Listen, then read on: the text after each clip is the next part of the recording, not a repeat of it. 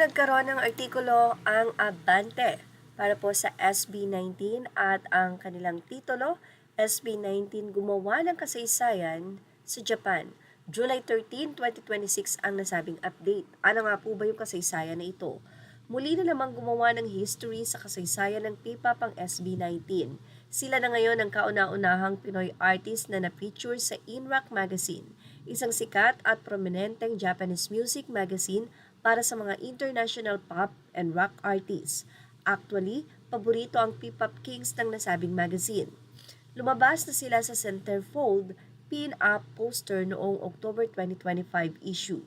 Mula noon ay palagi na silang napapasama sa multiple features ng Japanese mag, including an in-depth interview noong November 2025. At sa November issue ng In-Rock Magazine ay muli ngang maipifeature ang Mahalima. Siyempre, tuwang-tuwa ang solid finds ni Estelle, Pablo, Josh, Justine at Ken sa panibagong feature article na ito. Bonggang-bonggang promo nga ito sa inaabangang Thanksgiving fan meet sa KZ Zepp, Yokohama, Japan sa August 18, 2026 at ang kanilang partisipasyon sa Summer Sonic Music Festival 2026. In fairness, hindi rin naman kasi matatawaran ang kasikatan ng SB19 sa Japan.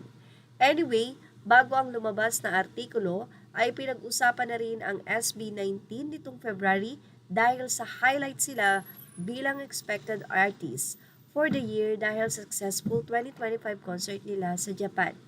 At noong March at April ay nakasama naman ang P-pop Kings sa pin-up poster features kung saan ka-join nila ang mga global act like Bruno Mars, Lady Gaga, and Ariana Grande.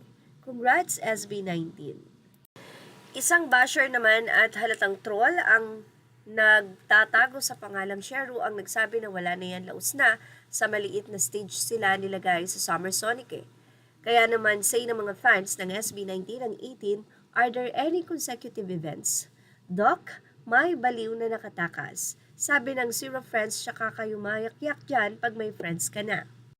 Say naman ng isa sa pagiging humble na 18, grabe laos daw. Paano malalaos dito pa kaming 250, hahaha. Magtatagal sila dahil magaling at di matatawaran ang talento nila. Ito daw yung group na laos na daw sabi ng mga hindi naman kilala sa ibang bansa, hahaha.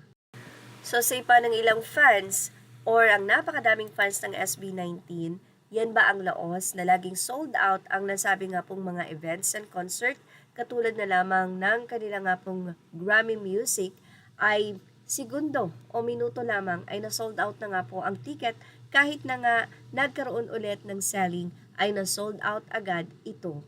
Well, ano sa inyo about dito? Sana naman ay wag nang maging bitter at magmahalan dahil pare-pareho silang mga Pinoy. Images are all credit to the rightful owners. Thank you for watching. Please like, share, and subscribe.